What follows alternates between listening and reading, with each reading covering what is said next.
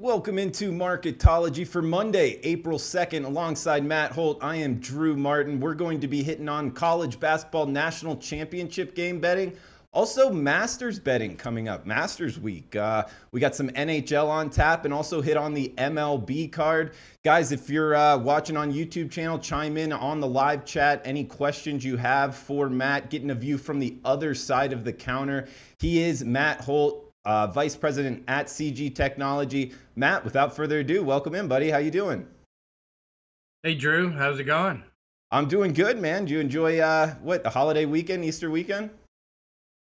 Yeah, not bad. I mean, the Final Four Saturday was actually pretty good for us. We saw a lot of underdog action on both teams, including the public underdog in Loyola. And so both games ended up being pretty good for us. And we expect a big handle on the national championship game tonight.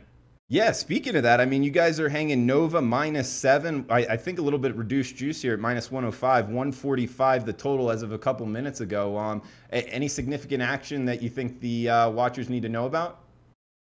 Yeah, I mean, I'll be honest with you. We opened 6.5, and the power ratings say this number should probably be around 5.5, 6. Obviously, what people saw last was Nova absolutely thump Kansas, so there's always a little bit of overreaction value juiced into the number.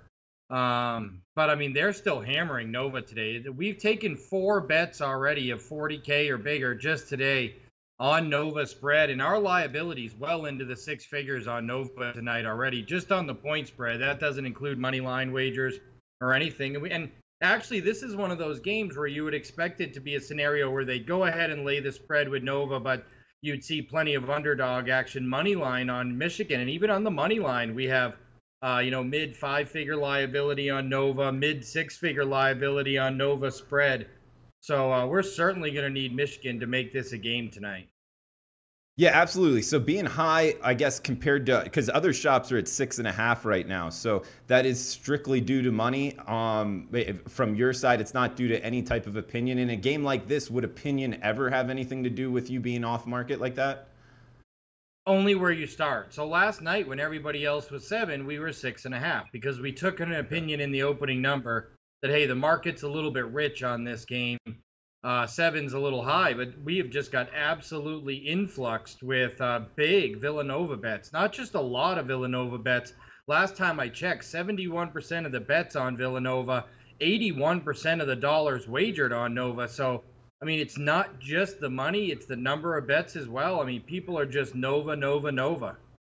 And Matt, I mean, you're still a young dude, but you've been doing this for a while now. In your opinion, why is that? Is that recency bias from the bettors seeing Villanova just on fire? Or, what do you think it is? Just, I mean, Villanova backers, like in a conference? In your opinion, what do you think's up with that? A little bit of it's recency bias, but there's also this part of college basketball betting with the tournament where, let's face it, nobody watches every game. There's all us diehards. We watch every game, but your average fan on a Saturday or that Friday, they get to watch 1 or 2 games. They might grab one in the afternoon and they might grab one at night. They're not flipping around to every game. And Michigan hasn't had the sexiest road to the Final Four. Montana, Houston, Florida State, who is an 8 seed. Whereas on the other side, Villanova's beaten Texas Tech a 3, West Virginia a 5, a 1 in Kansas, Alabama, who was red hot coming out of the SEC tournament. So they actually, they were the more high-profile team coming in. They played the more high-profile games. People have probably seen 3 times as many Nova games coming into this as Michigan games this year. And let's face it, they have just whipped people. And people also, it's not just the recency bias is what did you do last game, but what did you do when I bet on you last time? And those backers of Villanova this tournament have continued to cash and cash and cash and cash. And, it's one of those things. You keep cashing on a team, the bettors hardly get off. And that's the case here with the Villanova Wildcats. And so from your side, where you're sitting from, do you see that coming when they cash and there's a big percentage of bets on them? Do you then shade it a half a point or a point even before, I guess, you're starting to take bet in? 6.5. Yeah, we do. And I thought at 6.5, it was already shaded. Okay. I thought this line should have been 5.5, 6. But so the fact that it's at 7 and we still can't get a Michigan bet is amazing to me. So how high do you think this line could go? I certainly think we might see 7.5s by tip-off tonight. And really, now you're talking 2 points above power ratings, maybe? That seems like it's starting to get a little steep. But national championship, big exposure like this, there's no way we could see an 8.5 or a 9. I don't think so. And we'd even be hesitant to go 7.5 because basically you would assume if you get off market at all at 7.5, you'll get plenty of buyback. So it's a situation right now where we're pretty torqued up. And this is what happens because we started 6.5 and took an opinion on the lower end. If we go to 7.5 and the game lands 7 and all those big bets at Nova 6.5, we're absolutely going to get crushed. So we'll probably more likely to go 7.15, 7 minus 20, 7 minus a quarter, and hope we can get some buyback on Michigan at 7 plus money rather than going to 7.5 because the bankers never get it. When that game lands 7 and you get crushed, it's really hard explaining to them how you got middled. Yeah, for sure. No, thanks for explaining that, Matt. Good stuff. What about, I guess, any props? You guys putting out a bunch of national championship props? Seeing any action on those? Yeah, props have got a ton of action tonight. It's been really fun. We took a bunch of max bets on Villanova to win by 19 or more, Villanova to win by 15 to 18, Villanova to win by 11 to 14, and the largest lead of the game actually to be over 14.5. And what's interesting about that is we've been setting those numbers 13.5, 14.5, the largest leads of the game, and they've been betting under every single game, but they're pounding the over tonight. I think a lot of people, the bettors, both sharp and public, seem to feel like a Villanova blowout may be coming because they're hitting all those props. Villanova to win by more than 19 at 10 or 12 to 1. Villanova to win by 15, 18. Largest lead of the game over 14.5. So even the prop betting correlates with the game betting tonight where people are betting things that correlate with a Villanova blowout. And Matt, when you say largest lead of the game, that's for either team? By either team, yes. And what would that one pay? It's 14.5. It's minus 110 both ways. Okay, interesting. I guess anything else you want to throw out? College basketball national title game before we move on? Interestingly enough, tonight, Michigan was one of only 2 teams that we lost money to in the futures market coming into the tournament. But since the tournament started, people actually stopped betting Michigan. And this is about equal. We're in about the same situation, which is a mid 5-figure win, which isn't great. A lot of times in March Madness, you can pick up mid 6-figure wins on the futures market. But this is going to be a mid 5-figure win for the book, regardless of who wins in the futures market. Okay, good stuff, Matt. Hey, what about Masters betting? When we talked briefly via text before, you brought up Masters, kind of got excited about that. You got any cool bets out there, futures? I mean, I'm thinking it's the big names. I'm not so much of a golf bettor, but Tiger, Spieth, Rory. You taking any action on anybody else? With Tiger being back in the hunt and playing so well, Phil winning in Mexico, and then Rory winning last week or 2 weeks ago, it is unbelievably rejuvenated the golf betting marketplace. And we're seeing more Masters handle than we've seen in probably 6-7 years this year. So it's really going to be a great week for us in terms of Masters handle. We have a $750 bet on Bryson DeChambeau at 125 to 1. That pays about $94,000 if it wins. We have an $800 bet on Phil Mickelson when it was still 45 to 1. So that pays like 30-something thousand, like 36,000 or something. That's a pretty good one. The highest we ever were on Tiger, I looked from September to now, I think was sometime in December, we were 85 to 1 on Tiger, but we only have $125 worth of bets at that 85 to 1 prices. So if you see any CG tickets for like 25, 50 bucks at 85 to 1, I'd like to see those guys. That'd be a fun ticket this week. Since Tigers has such low odds. So look, we're seeing a lot of stuff. We have a lot of Tiger props up and we have a lot of props, period. They're betting the same old names as normal. Justin Thomas, I feel like, has been massively overbet this week. Plenty of Rory action because the momentum he comes in. Plenty of Phil action after the win in Mexico. Ricky Fowler, always popular. Bubba Watson, they always bet at the Masters. So it's the same old names. Bryson DeChambeau, that bet. But not only do we take that $750 bet, which we dropped from 125 to 100, but we had another guy bet us for 250 at 100, so he wins 25 grand. We took so much Bryson DeChambeau action. The market was at like 100 to 125. We had to go all the way to 50 to 1. Damn, man, that's Just so crazy. people And stop with betting golf, them. yeah, with golf, Matt, do you normally see the futures betting like that, or you can also bet one golfer versus another golfer, right? Sure, and those just opened today. So what happens is the Masters betting opens like last May. So basically, the Masters will end this week, and then in a few weeks, we'll put up next year's Masters.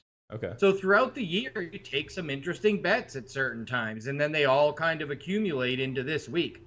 So, look, in the futures market, only about 65 to 70% of the future style bets to win it all will happen this week. Another 30 to 35% of them happen throughout the year.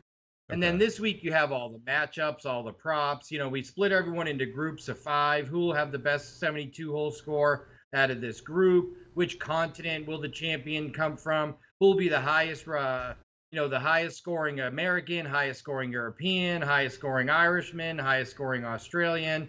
All that fun stuff. Will there be a hole in one? We do all kinds of stuff for the Masters, and it just feels like there's more buzz, more energy, and more money in the Masters betting market than there has been in a long time. And with handicapping this and putting out odds, would you work in when they're actually teeing off, like a morning tee off or an afternoon tee off into the handicap, or no, that stuff really doesn't matter? That's hard. You know what? When there's weather involved, you do. So if you're expected to get rain, really high winds, or something that's going to affect the course itself, then when you tee off is certainly a factor. But because if you tee off early on Thursday, you tee off late on Friday, the windows are awkward as to when the weather is going to come. And then the weather never cooperates. If it's supposed to be super windy in the afternoon, it's super windy in the morning instead, or the storm hovers overnight and doesn't come in till the middle of the night and affects the next guy's morning round. So I've seen a lot of people that try to handicap betting based on the first 2 rounds weather and have it not work out right because the weather just doesn't cooperate. Yeah, no, it's like SEC football, man. I mean, I lived in Georgia before living here in Costa Rica, and the Weather Channel is just always all over the place. So for sure. Hey, we got a comment in here. Best show ever. Appreciate that. Also, Chris McCarthy asking a question where if you can't answer it, Matt, feel free just to say, you can't answer much. But Matt, do you see the Supreme Court decision coming down soon? ? And do you believe it's going to go our way? Supreme Court. Look, I think it's safe to say at least that it's coming, and I certainly think it'll happen before June. I'll just leave it as that. Okay, so before June, handicapping that -110 before June is the way you're doing it? It's actually a lot bigger than -110. Before June's like -400. Okay. All right. Some inside info there. Appreciate that. Appreciate the question, Chris. Guys out there, if you're liking the content, please give us a thumbs up. Also, we'd appreciate it if you could maybe retweet on Twitter or share on your Facebook. That would help us out as well. Also got a UFC show coming up on Friday. Matt, what did you think of MMA Weigh-In as the title? Love that. Love that name. I think it's awesome. Okay. I tried to come up with one better and I didn't. So you got the best one. All right, sounds good. We'll go with that. Get the graphics ready, and Friday we'll be getting Matt's picks for the UFC 223. It's a great card. And look, interesting change. We just had a change in the main event. I mean, we went from a fight that was around 220, 240 with Khabib all the way up to -500 is now featherweight champion Max Holloway steps in. And this has completely changed the dynamic of the fight from Tony Ferguson to Max Holloway. Max Holloway is going to want to keep this fight standing. I can't wait for the breakdown of this one now on Friday morning. Yeah, Friday morning, it's going to be a good one. Just one question here on the UFC, because we'll save most of it for later. How do they get a guy like Max Holloway to step up on such short notice here? I mean, I was surprised by such a big name, a talented fighter. That says enough, Matt. Hey, we got NHL, MLB coming up. St. Louis taking some money. Must-win situation here on the ice, Matt. Washington, huge letdown spot possibly, kind of like game of the year atmosphere on NHL. How are you taking money in this one?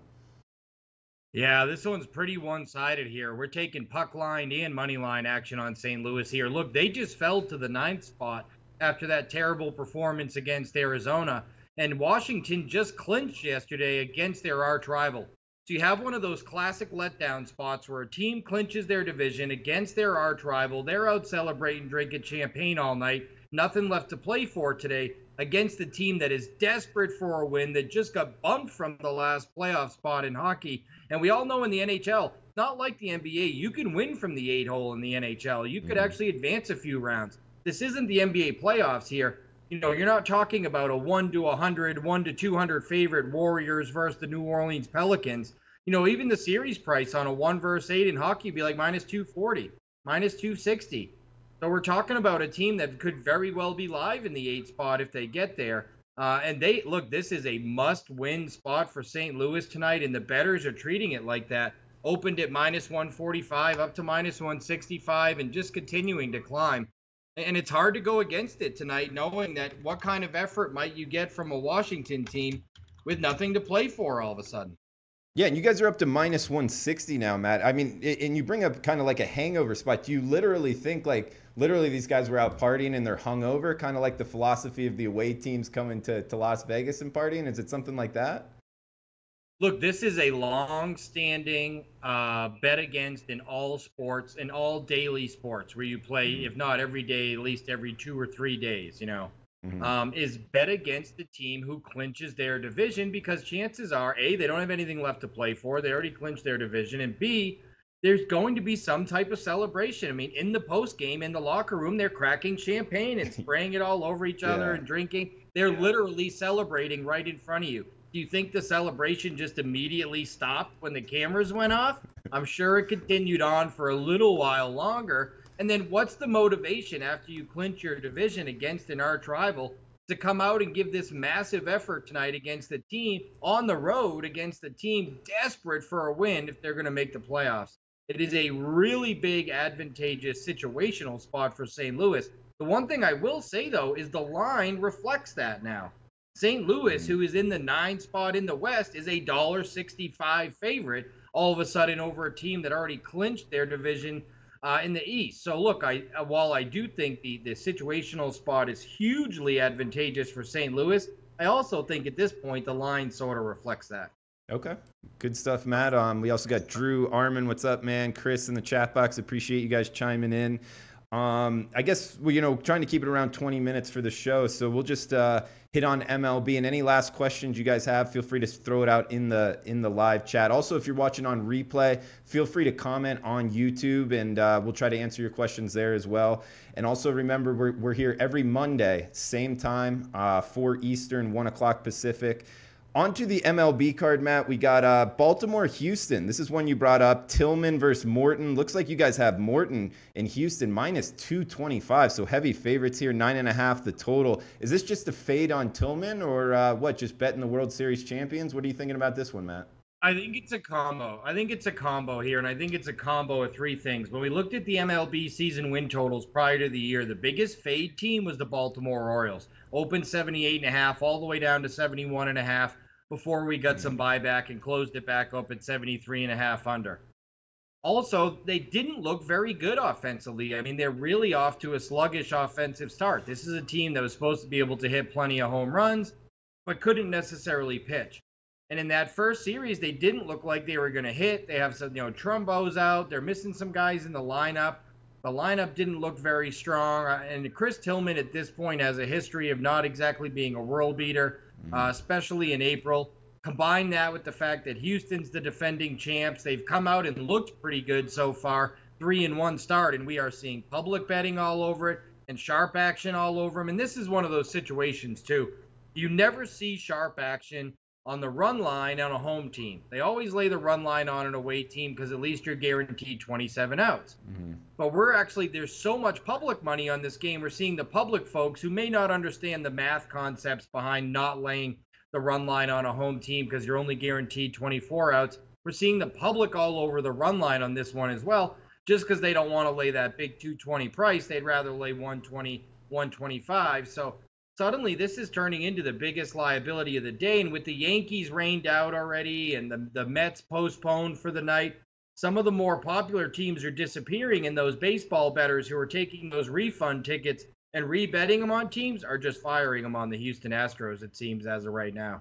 No, that makes total sense. And Matt, you bring up the concept of home team minus the run line, and your interests as the bettor aren't aligned with the team you're betting on, which is one of the things I really like about baseball. So do you actually think, and I've had an argument with some guys that think betting home team run lines is okay, you know, whatever, it's worked into the line as opposed to betting a run line as the away team.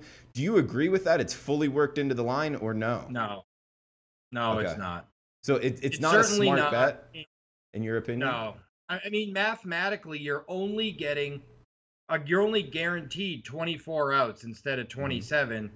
And over the course of a season, mathematically, that will have an extremely adverse effect if you were to start betting home team run lines. I agree with that. I'm going to clip out this that little 5 seconds of you saying that and really use that. But yeah, Matt, I mean, hey, great show. We hit on MLB, NHL, golf, the national championship game tonight. Anything else you want to throw out there before we shut this down?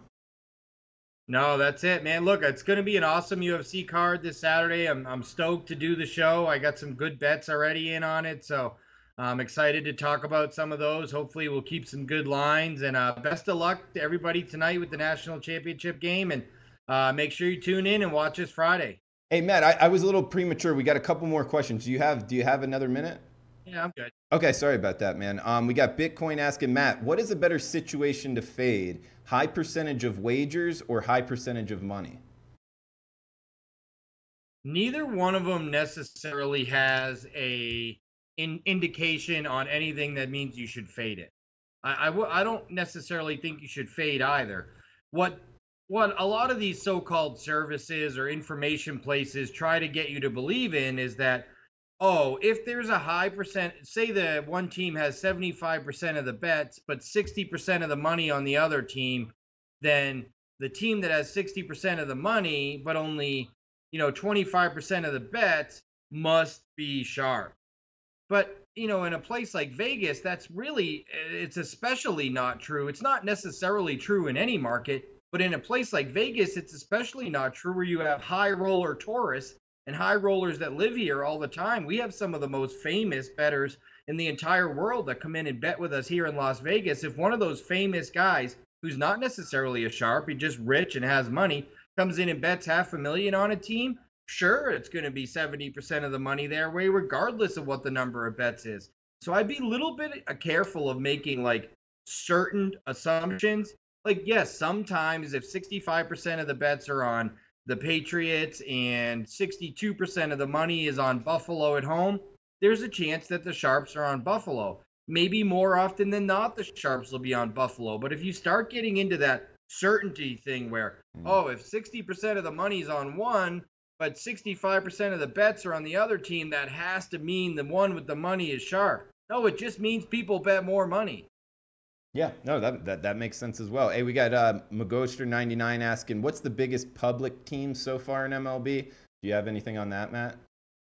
Oh, Yankees. It's not even close. It's the New York Yankees. Okay. I mean, and it was so bad, New York Yankees coming into the season, and then what does Giancarlo Stanton do in his first game but hit 2 home runs just to reinforce everybody's feeling that he was going to be a monster, that this lineup was going to hit all these home runs. He comes out on opening day, smacks 2 himself, and then that Yankees rush has just gotten it's just unbelievable right now. It reminds me of the Derek Jeter teams, of Paul O'Neill and all those guys that they had, Mariano Rivera. Back then, the Yankees would get just so overwhelmingly bet.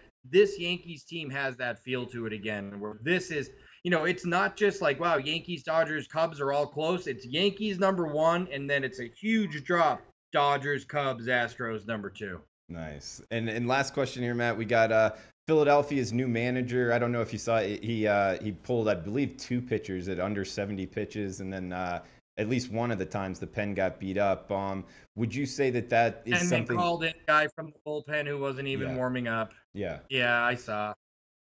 Look, managers in baseball, it's unbelievable. They take so much blame when they make a blunder, but throughout the course of the year, it's amazing how few games are decided because of their decisions. For the most part, especially when you're up a run or 2, you get to the 7th inning, you bring in your 7th inning setup guy. You get to the 8th inning, you bring in your 8th inning setup guy. Still got the lead in the 9th, you bring in your closer. I mean, they don't make a ton of decisions. Unfortunately, when they make bad ones, they really get highlighted. If you were to take coaches in every sport, college basketball, college football, NFL, hockey, NBA, the manager position in Major League Baseball is the least relevant position in terms of how many wins or losses your team is going to suffer or get more because of your manager. It's the least relevant in all sports. And what would you say the most is? I would say the best manager in baseball might be worth 3 to 5 wins, and the worst manager in baseball may cost his team 3 to 5 games. And that's out of 162 played. And as far as handicapping other sports, would you say either the head coach or manager, whatever you want to call it, is the most valuable in college football? Or would you say there's another sport where a coach is more valuable? I think college basketball is number one, because the ability of some of these teams to make adjustments at halftime really makes a big difference in some of these games. Look, I thought Coach Beeline outcoached the Loyola coach. They weren't making shots early, and Michigan got down, and he outcoached them. And they did smart things, and we've seen it throughout the years in the tournaments with Coach K and other coaches where they make positive adjustments, they make decisions coming into the game. Look at Coach K. That Duke never played his own, and he's smart enough to recognize halfway through the non-conference schedule, look, this team can't guard anyone one-on-one. They went to a zone team and became not only one of the defensive teams, but all of a sudden we're also a dead under team as well, and started winning all these games. Good coaches in college basketball, I think, is the most important of any sport. That makes sense. I never thought of it that way. I was going to go with college football, but I think you're right. College basketball might have a notch up on college football. But hey, great show, Matty. I follow Matt on Twitter at Matthew Holt VP, Vice President at CG Technology. I guess we can shut it down. We'll be back on Friday. Thanks for the time, Matt. Thanks, guys. Best of luck tonight. Take care. All right, buddy. See you, man. Thanks, man. See you Friday. All right, sounds good, Matt. Thank you, man. Great show.